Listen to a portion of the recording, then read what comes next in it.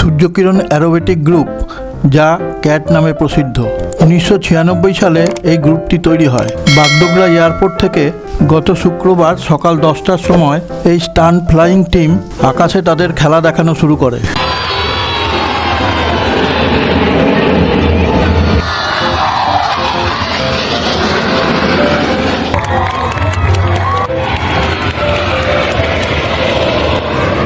এই এয়ারক্রাফট শোটি দেখার জন্য সকলে মুখিয়ে ছিলেন। বহু মানুষ এই শোটি দেখার জন্য কাজে কর্মেও যায়নি।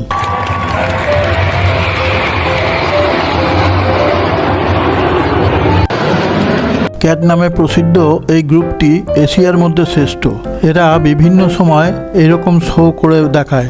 এদের মুখ্য উদ্দেশ্য হলো এই শো দেখে ভারতের যুবকেরা উদ্বুদ্ধ হয়ে এয়ারফোর্স সেনাবাহিনীতে যোগ দেয়। এই শোটি দেখার পর বহু ছেলে ও মেয়েদের বলতে শোনা যায়, আমরাও এয়ারফোর্স সেনাবাহিনীতে যোগ দেওয়ার জন্য তৈরি হব। ক্যাট গ্রুপটি ভারত, চীন, শ্রীলঙ্কা, মায়ানমার, থাইল্যান্ড, সিঙ্গাপুর ও আরবের আইএফের পেশাদার প্রদর্শনের সঙ্গে সঙ্গে প্রায় 600টি প্রদর্শনে এই গ্রুপটি অংশগ্রহণ করেছে। ক্যাট নামে প্রসিদ্ধ এই গ্রুপটি এশিয়ার মধ্যে একমাত্র গ্রুপ। এরা 9টা বিমান একসঙ্গে আকাশে প্রদর্শন করে। মুগ্ধকর এই প্রদর্শন। আমি তো নিজেকে অনেক ভাগ্যবান বলে মনে করছি এই প্রদর্শনী দেখে, কারণ এইসব জিনিস তো সচরাচর দেখতে পাওয়া যায় না।